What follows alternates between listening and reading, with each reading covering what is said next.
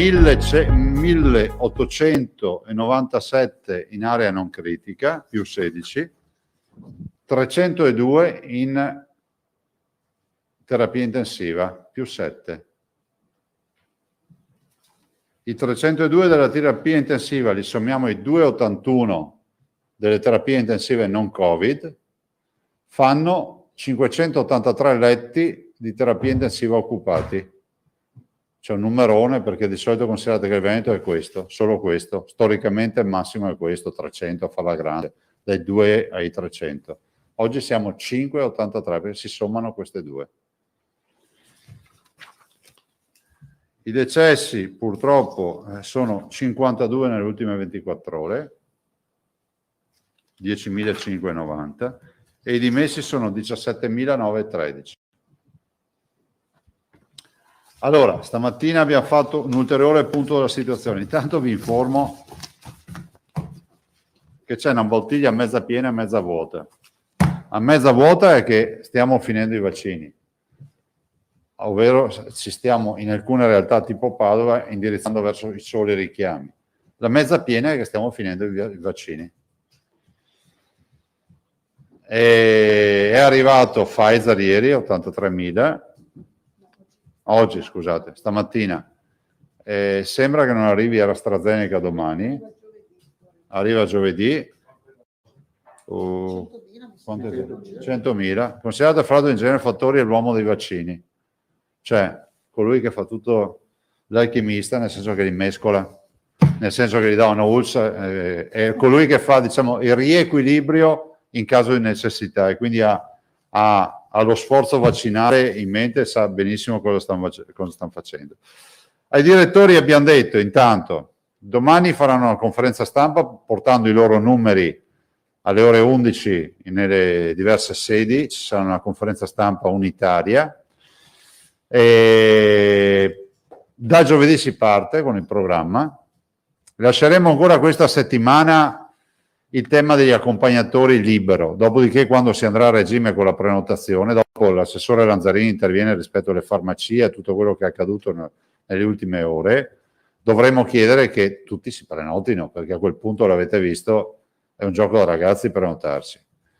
Vi annuncio già che le categorie saranno gli over 80, quindi gli over 80 e fragili, però attenzione che le blocchiamo solo così per più o meno abbiamo 120.000 over 80, quanti sono? No, da fare ancora circa 130.000 over 80. 130.000 over 80, 200.000 quelli che abbiamo censito noi, super fragili, divisi per esenzione, eccetera, più 130.000 disabili che sono quelli che ci sono arrivati tramite l'INPS perché sono quelli legati alla 104. Quindi sono circa 450.000 persone. 200.000 super fragili, che vuol dire malattie respiratorie, cardiocircolari, neurologiche, insomma tutto quello che c'è, e 130.000 disabili individuati tramite tramite INPS, scusate, l'estrazione INPS, quelli legati alla legge 104. Quindi queste sono le priorità e teniamo aperto le prenotazioni solo per queste categorie, in modo tale che chiudiamo subito il tema degli over 80 e sistemiamo tutto quello che è a rischio dei fragili, dei super fragili e via, e poi si va scendendo. Nel frattempo vi ricordo che i medici di base hanno la fascia d'età 70-79, quindi adesso nella speranza che arrivino vaccini siamo anche in grado di rifornire sempre di più i medici di base e poi, come vi dirà l'assessore Lanzarin, anche le farmacie, perché in teoria le farmacie da ieri possono vaccinare se hanno un medico e tra qualche giorno lo potranno fare anche in autonomia se fanno il corso, ma dopo vi verrà detto tutto. Ho chiesto ai direttori che ogni regione, ogni ULS dovrà avere, chiudendo sta settimana l'operazione, dalla prossima, massimo dalla prossima, un punto vaccinale aperto fino a mezzanotte, quindi vaccini di notte.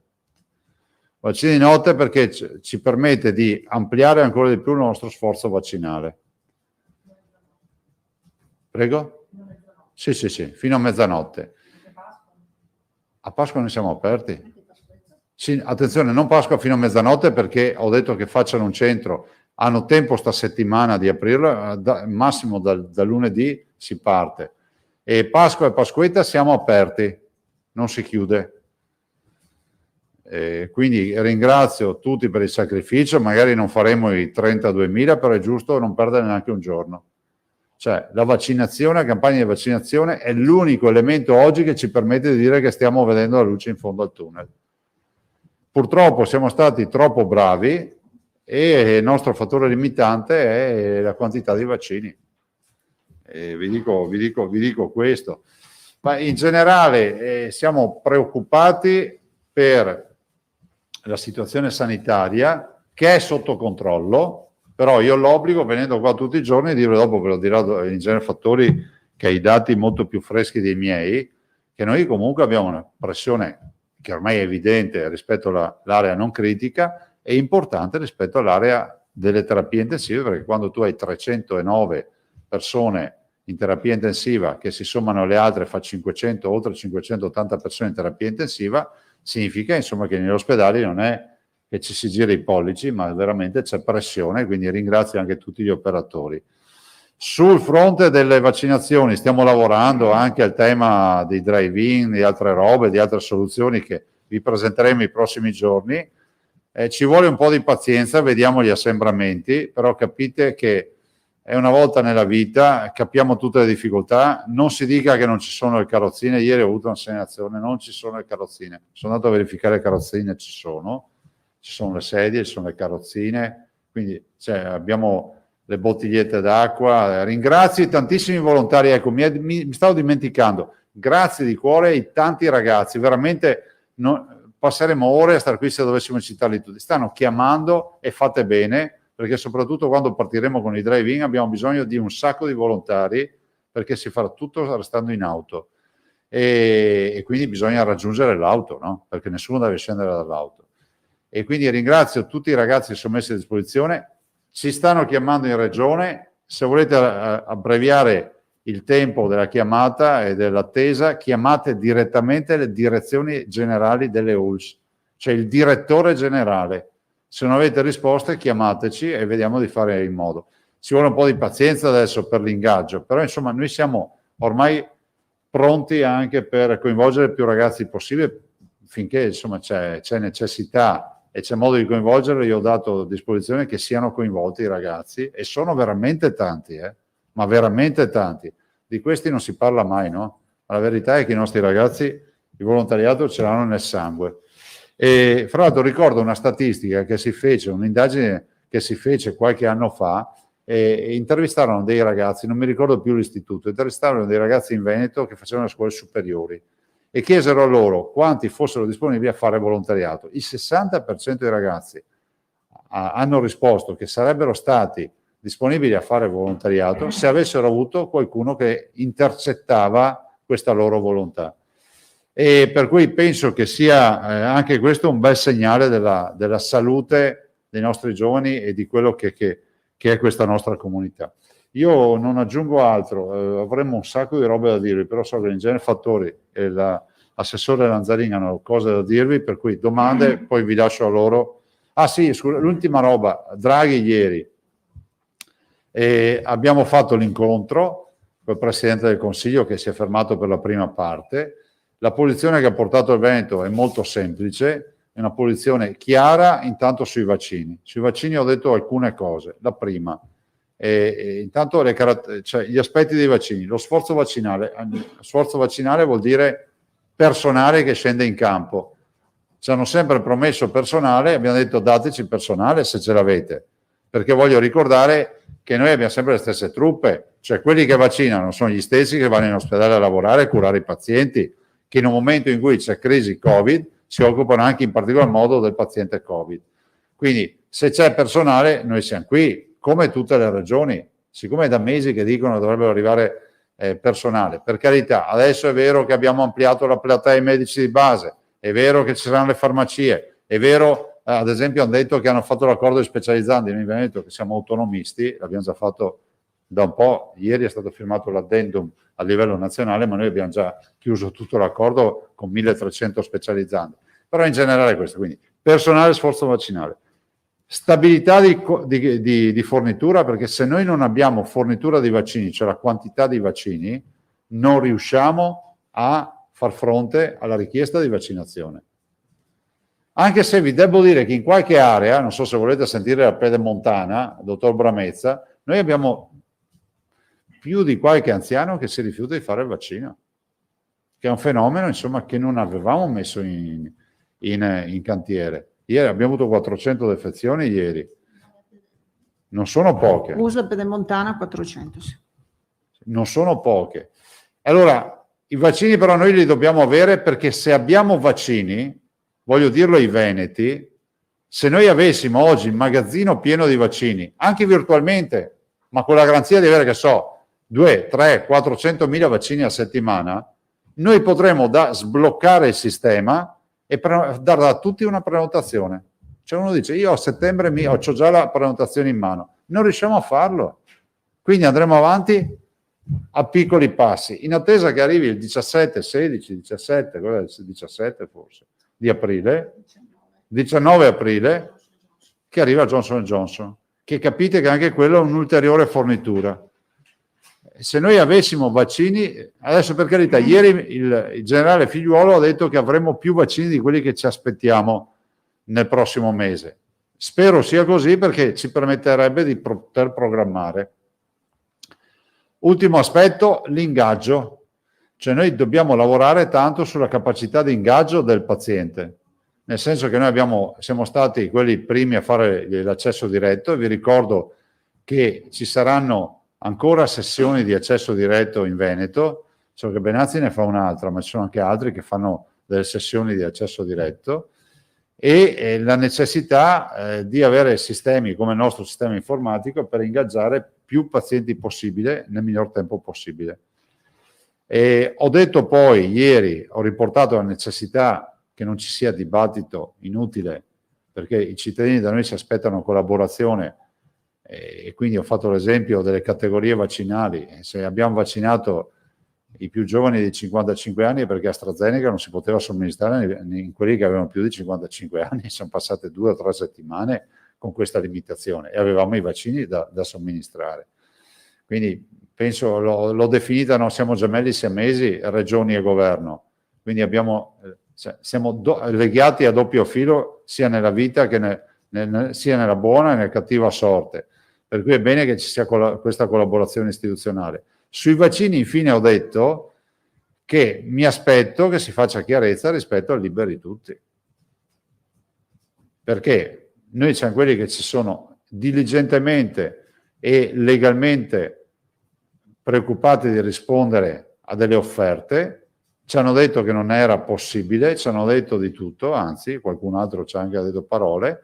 Adesso vediamo la vicenda Sputnik, che io guardo con attenzione e anche con, come si può dire, con una certa curiosità. Vedo che vengono ringraziati ambasciatori per la trattativa, dico bene, sono liberi tutti, ditecelo, perché i veneti che sono abituati a rimboccarsi le maniche, insomma dopo 1600 anni possiamo anche dirlo, potremmo anche guardarsi in giro, c'è Sputnik, ma c'è anche molta altra roba sul mercato. Sì, che adesso non facciamo credere ai cittadini che il mercato è privo di offerte e di vaccini. Se il mercato è aperto, è il mercato mondiale, però questo lo deve dire il governo, non lo possiamo dire noi, no? Noi siamo rispettosi delle leggi, come abbiamo sempre fatto. E infine ho portato una posizione, più che una posizione, un elemento di valutazione. La scelta di questo DPCM è strategica. Voi sapete che scade il 6. È strategica perché? Non solo perché dovrà regolamentare questa fase critica e difficile della variante inglese, che avete visto galoppa, ma anche perché si mettono le basi per le prossime ondate, perché quando tu scrivi delle regole non è che dopo, se arriva un'altra ondata, dopo qualche mese le riscrivi. Allora io penso che sia fondamentale che in questo DPCM si scriva a 2 mani, a 4 mani con le regioni, c'è ancora una settimana davanti di tempo, e che ci siano anche delle visioni in prospettiva. Ad esempio, il tema di tornare a zone gialle e bianche può essere un tema, visto e considerato che sono scomparse le zone gialle e bianche. Il tema della scuola,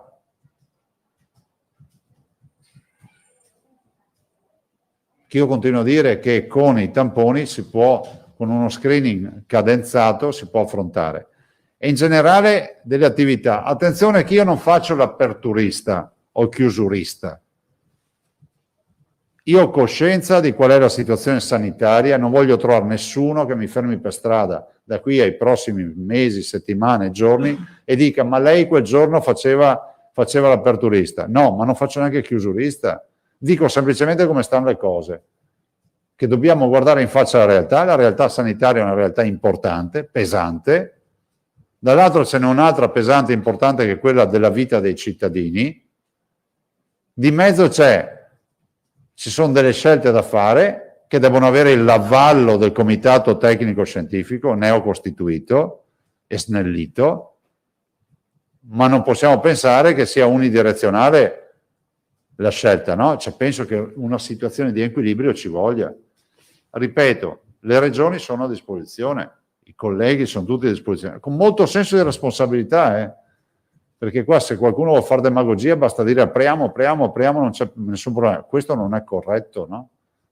È corretto invece affrontare il problema e capire quale sia il punto di equilibrio migliore, anche a salvaguardia non solo della salute dei cittadini, ma anche della vita dei cittadini. Prego. Tosato, Bonet, Giacomuzzo, Vanzan, vabbè, faccio io l'ordine. Tosato. Buongiorno Presidente. Buongiorno. Si apprende che in Sicilia vi sono stati degli arresti legati all'alterazione dei dati Covid.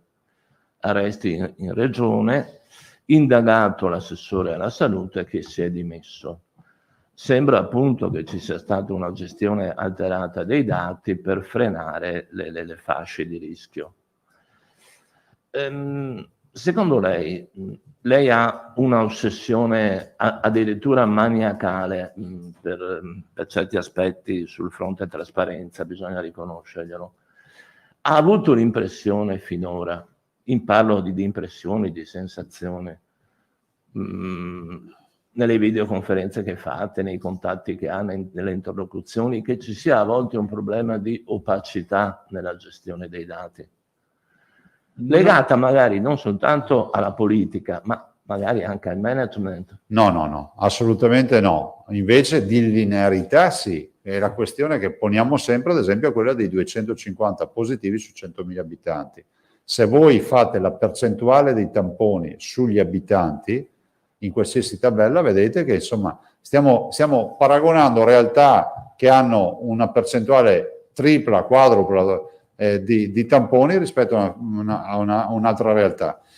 Questi sono, no, l'uniformità dei dati rispetto ad altro no. Peraltro la Sicilia, devo anche dire, se non ricordo male, che ha chiesto di restare in zona rossa forse 20 giorni fa, un mese fa. Mi ricordo una roba del genere, però non ne so nulla di questa cosa. Va bene. Io volevo segnalarle un paio di... Poi, scusa, devo anche dire una roba, che le nostre riunioni sono tra persone che hanno responsabilità di governo, cioè quei colleghi. Quindi noi tecnici di fatto non li vediamo mai, cioè non so neanche chi siano i tecnici della Sicilia o di altre regioni. Ecco, volevo chiederle un chiarimento sulla futura attività del portale e poi segnalarle un paio di penitenze che sono emerse dal territorio. Veloci. Allora, per quanto riguarda l'attività del portale, è corretto allora che le prenotazioni a partire da giovedì interesseranno queste categorie, cioè gli over 80 residui, i superfragili e i disabili? Che tempi vi siete dati per questa fase, insomma, per questi blocchi di allora, 150.000? Sono 200 più 130 fa 330 460. più 460. Tenete conto che l'unica indicazione che noi abbiamo nazionale, ed è giusto che lo diciamo questo, sull'utilizzo dei vaccini, sapete che per i super fragili va solo Pfizer o Moderna, quindi dipende molto da quanto Pfizer e Moderna abbiamo per fare i super fragili in tempi rapidi. Non c'è dubbio su questi, perché questa è l'unica indicazione che abbiamo a livello nazionale. come utilizzo del vaccino. Se fossero disponibili, parliamo di settimane? Sì, dividi Qualche per 30, settimana. sono 15 giorni. Se facciamo 3.000 vaccini al giorno, se facessimo 3.000 vaccini al giorno, sono 15 giorni. 15 per 3, 45, sono 450.000. Esauriti questi blocchi, a quali classi? Sì. Giù, si Per scende. 69, No, 79, 78, cioè si va a scendere con le classi d'età, solo classi d'età poi. Il residuo che non hanno fatto i medici di base o altri, Certo. perché poi alla fine avremo... Solo Ecco, classi. mi permetto di dire una roba sui fragili, super fragili. Noi abbiamo caricato tutti i codici, cioè le esenzioni. Sarà inevitabile che qualcuno possa avere una disabilità o possa pensare di dire guarda, io sono di questa categoria, il sistema non mi fa prenotare, l'unica modalità è quella di recarsi dal medico in farmacia o da qualche parte e segnalare, insomma, dopo ci deve essere una certa elasticità da parte di tutti, perché a volte può capitare che un codice non sia inserito, o posso dire anche per assurdo che una persona addirittura possa anche non aver mai fruito delle esenzioni per scelta, non so, perché non aveva la necessità e quindi non si trova ad essere catalogato. Ci saranno sicuramente dei disguidi, ma nei grandi numeri è inevitabile non averli. Per onestà di dati, noi ne abbiamo già fatti 25.000 oncologici trapiantati, quindi mi sembra che 25.000 dei super fragili li abbiamo già fatti, più o meno. Sì, anche sugli oncologici va ricordato che non stiamo parlando dell'essere stati oncologici, stiamo parlando di chi è in cura da 5 anni. No, chi è in cura oggi e quindi è sotto terapia oggi, chi ha avuto, è stato operato negli ultimi 6 mesi, poi si va dai 12 mesi, cioè c'è tutta una tipologia e anche un codice di esenzione per tutti questi. Bene, concludo con le segnalazioni che mi sembrano. Una è i soliti tamponi molecolari, questa è la zona di Monselice, persone che aspettano da 5 giorni l'esito e segnalano un fatto, dicono che l'ULSS Polesana ha un record di velocità, loro in 24 ore danno l'esito. E anche di Covid, che ne ha meno di tutti. Che ne ha meno di tutti. Purtroppo, dice, sta ULSS non permette di fare molecolari ai non residenti, neanche a quelli che sono nella fascia della bassa padovana limitrofa al Polesine. Interesseremo il dottor Fortuna. Forse non è banale come bisogna capire sempre dove sono questi tamponi, se sono all'azienda ospedaliera o alla Schiavonia. Credo Schiavonia. Bisognerà verificare il dottor Fortuna. Comunque abbiamo un'indicazione. Sì, perfetto, grazie, se poi ce la dà. Sì. L'altra cosa, che è un caso che riguarda un bambino, i genitori sono stati ricoverati tutti e due, sto bambino è un po', sto minore è un po' sballottato, perché l'hanno affidato alla nonna che è malconcia anche lei, e hanno detto che non sono previste strutture in questo caso e chiederebbero una mano. Sì. Cioè, nel senso, deve andare ai servizi sociali del comune, cioè il comune titolare per i servizi sociali del comune, che dovrebbe trovare eventualmente una situazione, una casa protetta o qualcosa, però è competenza prettamente del comune. Guardi, al momento non ce l'ho, però c'è una segnalazione, c'è un numero di telefono. Fatecelo avere, insomma, è una roba delicata questa. Sì, ieri c'è stata una bella frase, il voto per pieno. Sai cosa mi hanno scritto? E devo dire che in casa a Tosato non c'è mai andato qualcuno a dipingere le pareti, perché contano anche le finestre. Quello è il famoso voto per pieno. No, per la verità ci sono stati un mese fa, ma sto vuoto per pieno... ma te che pagai i metri quadri anche dalle finestre, figura. Sono sfortunato. Bene, Bonnet. È bello come esempio di un cittadino, no? Una ragazza ha scritto voto per pieno del pittore che ti arriva in casa che conta anche i metri quadri delle finestre. Allora, buongiorno Presidente, una cosa sul tema dei vaccini in aziende. Buongiorno. Cioè, abbiamo visto ieri questa accelerazione con questo alto numero di aziende. Mi dicono, io non l'ho verificato personalmente, però che Marzotto fosse pronta a partire, addirittura che i dipendenti avessero già ricevuto, ecco, adesso mi conforta, Certo. la convocazione. Cioè, allora, la domanda è, le aziende partono, non partono? Partono anche se i vaccini sono quelli che sono? Chi decide quando partono? Partono quando ci arrivano i vaccini, non ne abbiamo. Quindi al momento tutti fermi? Cioè, ma è E dovremmo abituarci sempre di più a sta doccia fredda, no? Noi abbiamo sempre detto, le aziende avranno vaccini, vi ricordate, partiranno timidamente, vi ho detto, e avranno quei vaccini che noi non riusciamo comunque a fare, per cui è inutile che ci restino in magazzino. Solo che gli arrivi non sono più quelli che pensavamo ci fossero, per cui, vabbè, ma siamo organizzati appena arrivano, siccome dicono che ne arriveranno tanti, poi ce ne saranno anche in magazzino, vedrete. Ok, quindi diciamo così, possiamo dire che siccome il target che la regione si è data è 50.000 vaccini giorno, tutto quello che sarà sopra i 50.000 verrà redistribuito, ma fino a quando la regione non avrà occupato tutta la sua tutto quello che sarà sopra la nostra capacità vaccinale, perché magari a 50.000 non ci arriveremo perché saremo tirati, okay. Perché non è facile arrivare a 50.000, vedi adesso siamo 32.000 oggi, 32.007 mi sembra una roba del genere.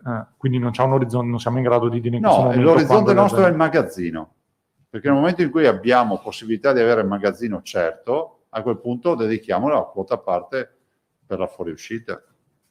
Okay. Comunque io ringrazio tutte le imprese che si sono messe a disposizione, pian piano faremo tutti. Ok, poi un'altra domanda è organizzativa. Chi dovesse essere rimasto indietro nella vaccinazione perché si è perso la convocazione, perché è andato, non ha cambiato, tutta questa gente qui che adesso chiama dicendo ma soprattutto anziani, mi sono perso, adesso non mi vaccinano più, cioè c'è diciamo così una rete a strascico che passa e Sì, di recupera? intanto si apre quello del sito e quindi avendo il blocco su anziani over 80 e fragili, da giovedì uno prende, fra l'altro posso anche dire una roba così sottovoce, ci sono già delle USC che hanno aperto, perché da giovedì è ufficiale, ma c'è già qualcuno che ce l'ha operativo. Per cui da giovedì si sa che avranno tutto il tempo per iscriversi. Male che vada, c'è sempre una farmacia che ti può dare un'informazione o un medico o il tuo medico di base.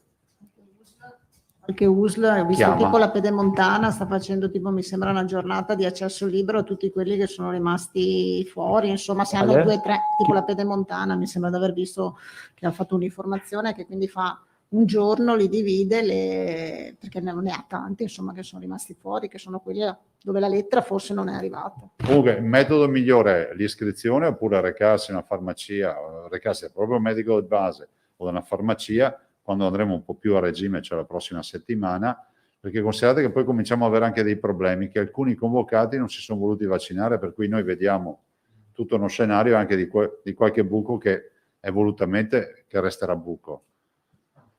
Nell'ultima cosa, Moderna, la fornitura di Moderna, un aggiornamento? Non arriva niente. In teoria a fine settimana. Quante dosi? 38.000. Sì, ma siamo sempre a livelli di sciccheria. No, sì, però ce ne abbiamo pochi, no? Li utilizziamo per i super fragili. Prego. Giacomuzzo.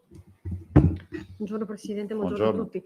Le sono state date delle spiegazioni su cosa è successo ieri e domenica nelle US Berica e Pedemontana, nei centri vaccinali, sia domenica a Trissino che ieri a Fiera a Guarda, Bassano? c'è una serie di motivazioni. C'è una serie di inaccettabile con tanti Ma sì, disagi. c'è una serie di motivazioni che sono intanto il numero d'accesso, che viene alto perché gli accompagnatori, ovvio, drogano le agende, questo lo sapevamo. Gli accompagnatori over 65 non sono in agenda ma accompagnano e quindi hanno diritto alla vaccinazione. Dopodiché c'è un fattore, può essere anche la logistica.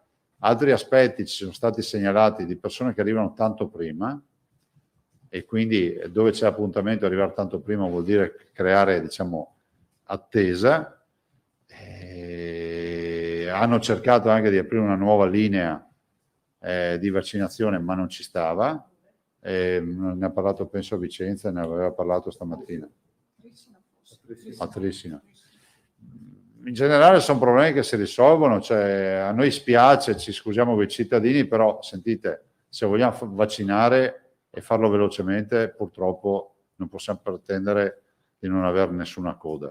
Se l'immaginario collettivo è quello di non attendere neanche un secondo, dopo attendere 2 o 3 ore è un'altra roba. Proprio questo che si è creato, quelle 2 o 3 ore che hanno sfiancato gli anziani che, già affaticati di loro. Ma guardate, possiamo anche fare un'altra formula, che non attendono nulla, però li vacciniamo in 6 mesi. Cioè, è il valore sempre costi e benefici, perché stiamo parlando di un salvavita. Cioè, io me lo pongo questa questione, ce la pone l'assessore, se davanti a un salvavita vale la pena rischiare un po' qualche coda di 1 ora, 2 ore, o li diluiamo, facciamo un trattamento business class, cioè proprio fatto bene. Io sono per spingere a fare più vaccini che possiamo. Dopo il genere fattori vi mostrerà il grafico degli infettati e capite cosa vuol dire vaccinare.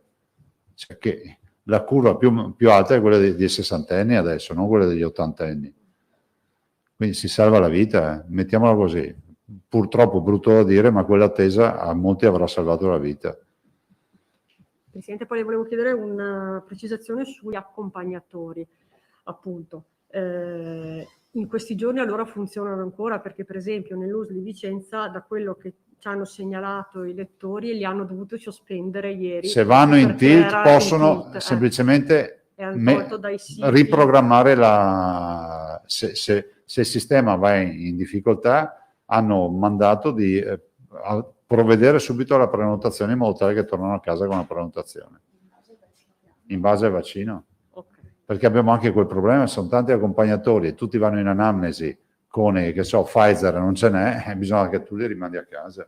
Cioè, l'indicazione, insomma, l'accompagnatore, se è fortunato ci va, se no prende un altro appuntamento. Esatto, allora o ci mettiamo nell'ordine di idea di capire che qui non siamo in farmacia, sembra brutto da dire, non è tutto perfetto, millimetrico, perché il vaccino ci vuole, l'agenda, le prenotazioni, noi abbiamo garantito anche sto fuori programma degli accompagnatori che comunque vuoto per pieno, ci ha permesso di vaccinare migliaia di persone che altrimenti sarebbero ancora da vaccinare. Qualcuno torna indietro, ok, ma presupponiamo che sia andato ad accompagnare comunque, no? Se il tema era accompagnatore, se te ma se impegniamo a macchina per fare il vaccino è comprensibile, ma noi non riusciamo. Una curiosità, prima parlava di un sopralluogo, di una verifica che ha fatto su dove ci sono le carrozzine. Sì. Dove è andato? Ieri ci hanno segnalato Padova, invece le carrozzine c'erano. Certo. E l'ultima cosa che le volevo chiedere riguarda le 400 defezioni dell'USL 7 Pedemontana. Vi siete dati una spiegazione di perché questo è avvenuto? C'è purtroppo. Allora, voi sapete che la fascia pedemontana è una fascia dove i Novax sono abbastanza, insomma, radicati e quindi probabilmente si tratta di una fetta anche di persone che giustamente, perché il vaccino oggi non è obbligatorio, quindi è facoltativo, decidono di non vaccinarsi. Almeno questa è la spiegazione che ci hanno dato quelli dell'azienda sanitaria, probabilmente hanno un po' verificato, insomma, rispetto a questo andamento. Da sempre l'USL pedemontana, la fascia pedemontana, voi sapete, insomma, è molto sensibile a questo. Quindi, scusi, non rifiuto di AstraZeneca? No. Non avrò rifiuto di vaccinazione? No. Si butta via niente. Bene, ora la collega Vanzà. Quindi buongiorno a tutti. Quindi quei vaccini, quelle dosi che non sono state utilizzate per le persone anziane sono state riutilizzate? Perché lì non c'era neanche, Alda, buongiorno, il problema, perché il rifiuto è venuto con la telefonata, proprio nel fissare l'appuntamento. Ah, okay. Non è che non si sono presentati, ci hanno detto proprio che non erano interessati alla vaccinazione. Quindi sapevate che non si sarebbero fatti vivi. Invece, Presidente, quindi mi pare di capire che l'obiettivo delle 50.000 somministrazioni al giorno sia un po' difficile da raggiungere. No, ce la faremo, però adesso, dal punto di vista proprio industriale, tu puoi mettere a regime il motore, la macchina, se hai il carburante. Oggi noi, come si può dire, siamo in una simulazione perché non abbiamo neanche i vaccini per arrivare a 50.000. Certo, ma nei giorni scorsi avevamo chiesto, pensate, visto che c'è stata questa offerta, questa disponibilità di dire sì all'arrivo dei militari, dell'esercito per le vaccinazioni, e avevate detto, no, ce la facciamo. Adesso invece li accettereste? No, nel senso che noi se mandano persone, in questo momento noi riusciamo a vaccinare, non abbiamo problemi. Se ci mandano personale cavardonato non si guarda in bocca, questo è poco ma sicuro. Quindi può essere anche l'esercito, chiunque vi mandino, purché vaccini. Basta, ma ci vogliono vaccini, cioè nel senso, se oggi capiamoci, se oggi ci fosse un pullman o un convoglio pieno di persone, di vaccinatori che vengono da fuori, noi non abbiamo vaccini da dare a questi signori. L'altra domanda, Presidente, invece ritorno sullo schema di DPCM, visto che quello attuale scade il 6 aprile. Io non ho ben capito come Regione, ma soprattutto come Regione Veneto, qual è la scelta strategica che secondo voi dovrebbe essere fatta. Perché abbiamo, venerdì scade il nostro colore, poi sabato, domenica, lunedì siamo tutti rossi. Però scade il nostro rosso, per cui bisognerà anche capire se dalla settimana prossima ci sarà una cosa uniforme per tutto il territorio nazionale. Benissimo. Quindi non sappiamo neanche se cioè, la colorazione di venerdì di fatto potrebbe essere inutile, giusto? Potrebbe, ma non lo sappiamo, nel senso che oggi noi non abbiamo nessuna proposta. Ma le proposte che avete fatto voi, cioè qual è questa di valutare di scelta tornare alle strategica? colorazioni, di mantenere le 4 colorazioni, Okay. di aprire le scuole e di dare un segnale, diciamo, quantomeno di prospettiva a tutto il tema delle imprese. Ovviamente non prescindendo dal parere del CTS, cioè obbligatoriamente ci deve essere un parere del Comitato Tecnico Scientifico, perché c'è chi è che può validare dal punto di vista scientifico tutto questo? Il CTS. Però ad oggi, Alda, non c'è una parola scritta sul pezzo di carta, è bianco. Quindi io non so cosa ci proporranno. E anche ieri non se ne è parlato. Se ne è parlato di essere prudenti, del fatto della variante, per carità ci mancherebbe, io condivido questa posizione, non dobbiamo scherzarci sopra. Però non si è detto quale sarà in prospettiva la soluzione. Sufficiente ragazzi? C'è ancora Fois, Pittarello e il TGR Veneto. A posto. Fois e TGR Veneto. Buongiorno Presidente, Buongiorno. mi ricollego a, appunto lei ha detto mantenere le 4 colorazioni per le regioni, però poco fa ha detto il bianco e il giallo sono durati pochissimo dove ci sono stati, che è una frase che io ho interpretato come dire non è il caso di essere ottimisti perché appena si riapre poi si sprofonda in una situazione difficile. Non era questa l'intenzione, cioè ho detto che il bianco e il giallo sono spariti, nel senso che oggi nella programmazione nazionale c'è il rosso e l'arancione. Per questo ho detto, no? Il tema delle aree, cioè dopo, sapete, noi ieri molti colleghi e anche il sottoscritto hanno ribadito l'aspetto climatico. Cioè nel senso che ci stiamo avviando verso la bella stagione, le temperature si alzano e se da un lato gli ultravioletti hanno un effetto, diciamo, positivo nella lotta contro il coronavirus, ormai sembra dimostrato, dall'altro le case sono molto più areggiate, i locali arieggiati, la gente sta più fuori che dentro in casa. Questo ci permette anche di avere ambienti meno angusti, con aria viziata e con virus che gira. Quindi siamo anche fiduciosi, insomma, io spero che si comporti come l'anno scorso, che poi a aprile ha cominciato a scendere. Poi sentiremo l'ingegner Fattore che ci dirà un po' quali sono i trend. Una cosa rapidissima invece per quello che riguarda le categorie che avranno la priorità per il vaccino e i super fragili. Le persone che sono in attesa di sottoporsi a un intervento chirurgico anche di una certa gravità sono considerati fragili? Non ci sono nell'elenco e nelle categorie che ci è stato dato dal Ministero. Non sono previsti quelli che entrano in ospedale. Ho capito, grazie. TGR Veneto. Considerate che nel frattempo noi vacciniamo gli over 65 in uscita dagli ospedali. 60. Sì, buongiorno. Mi sono perso il dato delle vaccinazioni ieri, 32.700 Sì. abbiamo detto. Ecco. Se mi dite il numero vi diamo anche il numero esatto. Ho appena mandato il bollettino. Okay. Ieri è uscito questo studio dell'Università di Padova. È vecchio questo. No, di oggi. Quello di stamattina del 31.277, ho sbagliato io. Ok, grazie. Ieri è uscito questo studio dell'Università di Padova, secondo cui i test antigenici rapidi sarebbero poco affidabili nella individuazione di alcune varianti in particolare.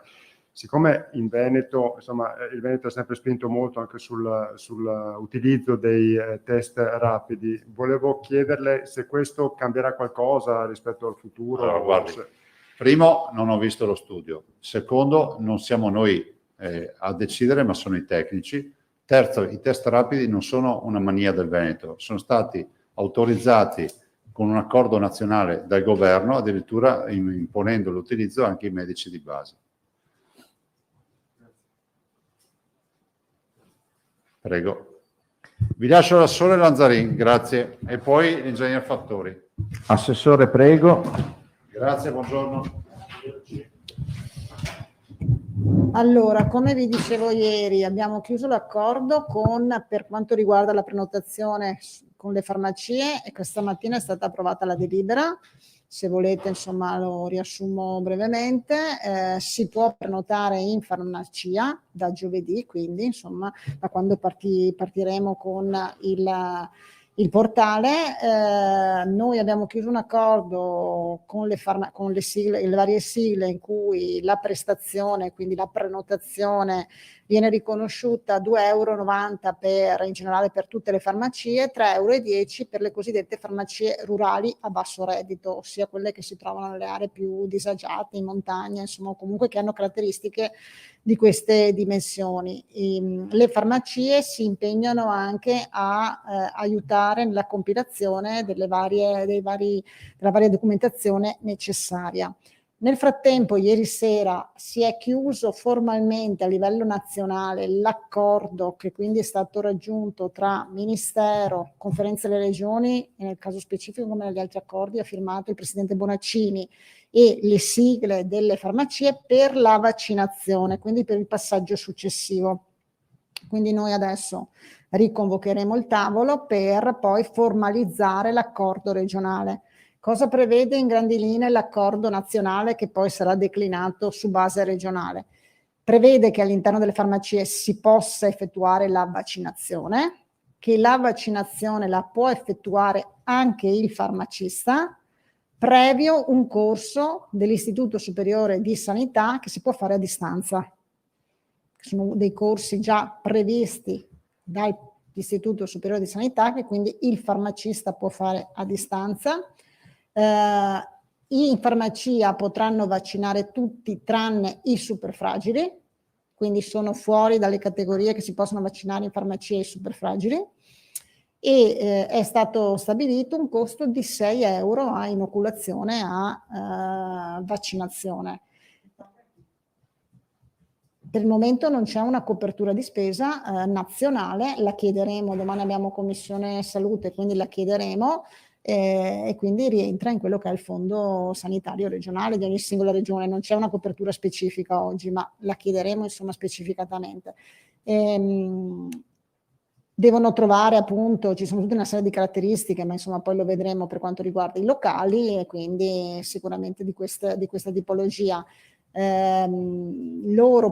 Noi riteniamo appunto di iniziare appunto in questa settimana prossima il tavolo con loro, perché è chiaro che la vaccinazione in farmacia secondo me è sicuramente auspicabile e prevedibile con Johnson & Johnson, quindi da quando ci arriva Johnson & Johnson, quindi dal 19 insomma, di aprile in poi, perché chiaramente una sola dose e anche perché comunque un vaccino molto più maneggevole. Però insomma noi apriremo con loro il confronto su questo, ma i termini nazionali sono questi, insomma, ecco, quindi non super fragili, 6 € a inoculazione, e possono fare la vaccinazione, quindi possono effettuare l'inoculazione anche i farmacisti, previo questo corso che è stato fatto dall'Istituto Superiore di Sanità.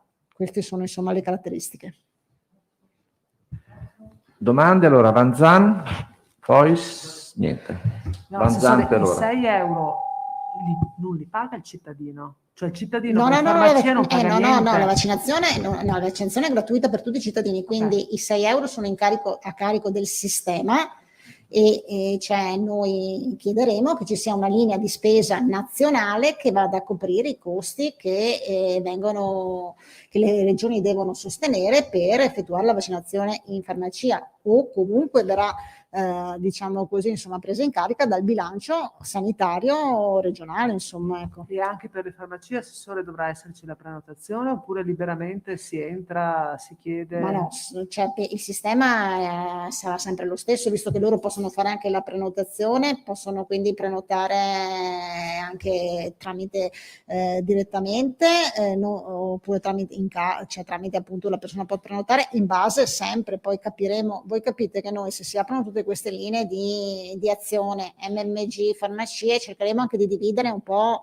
le categorie, cioè le fasce d'età, insomma cercheremo di dare indicazione, perché sennò quelli che rimangono fuori, insomma ci ragioneremo insomma anche con loro per capire come facilitare per noi ma anche per loro lavoro, quindi insomma sarà oggetto di discussione. Dobbiamo capire bene anche quanto gli MMG partiranno, se tutti 3.000 oppure se insomma, perché oggi stiamo cercando di avere una fotografia, appena abbiamo la fotografia con i medici di medicina ve la diamo, nel senso che sappiamo, insomma, ci sono ancora alcune zone che non sono partiti, il Trevigiano o pochissimo, altre tipo il Veronese, il Bellunese che sono partiti molto, la Pedemontana sono partiti molto, stanno partendo insomma in questi giorni molto, nella Polesine poco, insomma, quindi poi sono partiti soprattutto quelli che hanno le medicine di gruppo integrato, i singoli, quindi insomma stiamo cercando di avere una fotografia e capire con loro, cioè che fetta di popolazione loro potranno vaccinare, quale altra fetta potrà vaccinare eventualmente le farmacie. Però chiaramente voi capite, 1400 farmacie adesso, anche se non aderissero tutti perché su base volontaria, però diventano dei presidi territoriali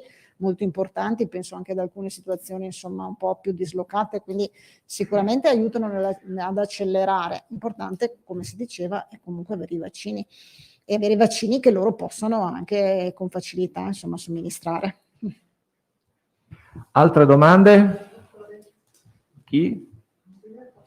Allora, lasciamo con l'ingegner Fattori che... No, ma ormai abbiamo l'avanzato, venire qui un attimo. No, sì, che fa? Allora, fa una panoramica un po' della situazione occupazione ospedaliera, in che fase siamo, appunto, anche i famosi, appunto, che abbiamo detto le colorazioni, quindi come ci stiamo muovendo. Poi questo materiale, parte del materiale ve lo anche giriamo, non so se Carlo ce l'ha già. Sì, buongiorno. Allora, andiamo a esaminare la situazione. Allora, la situazione attualmente, questo è il famoso grafico che noi esaminiamo per vedere l'andamento dei ricoveri. Le tre curve sono in blu i ricoveri in area non critica, in rosso sotto vedete i ricoveri in terapia intensiva, dove il dottor Rosi fa un estratto, fa un zoom per andare più approfonditamente a esaminare la situazione, e in verde sono gli ospedali di comunità. Quindi in questa fase qui è stata la seconda ondata e sono indicate le fasi che sono indicatori di rischio. Quindi in questo momento, vedete la linea orizzontale, siamo in F4. Questa è la situazione della regione Veneto. Poi vengono indicate la fase 5A, 5B e 5C, perché nel nostro piano di gestione la fase 5 è stata suddivisa poi in 3 fasi durante la seconda ondata. Questa analisi dell'andamento dei ricoveri, vedete che noi siamo in questo periodo, vedete che l'andamento nei ricoveri in area non critica è in continua crescita. Questo viene declinato, come prevede il piano, per ogni singola provincia. Quindi la fase F4, che è la fase della regione, non è detto che lo sia per ogni provincia. E quindi vediamo Belluno che è più stabile, Padova che è in crescita, è entrata in F4, Treviso che dopo che è entrato in F4 si è più stabilizzato, Venezia che quindi anche lei è entrata in F4, vedete con l'area non critica, Vicenza, Verona che è in area non critica, è entrata in F4, e Rovigo che invece è più tranquilla. In questo momento quindi l'area non critica sta crescendo, lo esaminiamo qui, con una velocità inferiore a quella della seconda ondata. Nella seconda ondata crescevamo molto più velocemente, qui ho rappresentato con 2 linee la velocità di curva, vedete che una è molto più inclinata rispetto all'altra. Quindi in questo momento cresciamo più lentamente della seconda ondata. di ottobre-novembre, esatto, ma siamo per il momento ancora in crescita, non abbiamo ancora raggiunto. L'andamento viene poi rappresentato nei famosi tachimetri e i tachimetri danno la rappresentazione immediata della situazione. Quindi il tachimetro dell'area delle terapie intensive e il tachimetro dell'area non critica. Questi colori qua, quindi la F1, F2, F3, F4, F5, comportano delle azioni che ogni provincia e quindi ogni azienda sanitaria deve poi avviare. L'F3 vi è l'attivazione di Covid Hospital, con la riduzione delle attività nei Covid Hospital. L'F4 vuol dire piena attività dei Covid Hospital destinati alla pandemia e riduzione graduale in relazione alla situazione delle attività anche per gli SPOC. Sapete che nel nostro piano di gestione si preserva innanzitutto l'hub regionale, gli hub, dopodiché gli SPOC e in terzo i Covid Hospital, strutture che sono destinate ad affrontare proprio la pandemia. Quindi anche di questo viene declinato quindi in ogni singola provincia, quindi vediamo che Belluno è ancora in F3, non è entrambi. Qui vede qui le terapie intensive, qui vede l'area non critica e qui matchato i due. Quindi vede che è in F3 per entrambe le caratteristiche di ricovero. Padova, vedete che è molto carico con le terapie intensive, perché come ha detto l'altro giorno il dottor Rosi, Padova fa anche da trattore per le altre, le situazioni più critiche. Ed è un po' carico come area non critica in F4, però Padova è in F4. Rovigo, vedete che è un po' più carico come terapie intensive, ma è ancora più tranquillo con l'area non critica. Treviso, in pieno F4. Venezia, un po' più tranquillo, lo vediamo che come terapie intensive è in F3, mentre è di poco in F4 per quanto concerne l'area non critica. Verona, di poco in F4. Vicenza, più tranquillo. F3 per le terapie intensive, sul bordo tra l'F3 e l'F4 per l'area non critica. Dopodiché esaminiamo le caratteristiche dei ricoveri e vi faccio vedere l'ultimo grafico, che questa è complessivamente la somma di tutti i ricoveri dall'anno scorso praticamente. E quindi in questo momento noi siamo qua. Come aree non critiche vediamo che siamo più o meno a quasi i valori di marzo dell'anno scorso. Diciamo che le strutture adesso sono più abituate a gestirlo. Dove sono ricoverati? Ricoverati principalmente sono nei Covid Hospital. Quindi attualmente sono i più ricoveri a Belluno, a Vittorio Veneto, a Dolo, Schiavonia, ovvero seguono il piano previsto. Quindi si caricano principalmente i Covid Hospital, poi si inizieranno a caricare gli SPOC per contrastare. Caratteristiche dei ricoverati. Abbiamo esaminato 2 periodi in cui più o meno la fascia dei ricoveri era più o meno sui stessi numeri. Quindi dal 5 novembre, 11 novembre dell'anno scorso, sempre in fase di crescita, che è il periodo 18-24 marzo. 2 novembre, il rosso è marzo. Esatto. Quindi vedete che in novembre il maggior numero era 75-84, 65-74, questi facevano la grossa, adesso ci siamo spostati a 45-64. Lo vediamo molto di più i ricoveri del 27 gennaio o del 30 marzo, dove dal 27 gennaio al 30 marzo adesso la maggior parte dei ricoveri sono nella fascia 50-69 anni. Mentre prima, il 27 gennaio, avevamo 80-89. Quindi i ricoveri si stanno spostando verso perché i soggetti più anziani sono stati vaccinati. No, sì, No, sicuramente. i numeri sono, va bene. C'è la vaccinazione che adesso copre.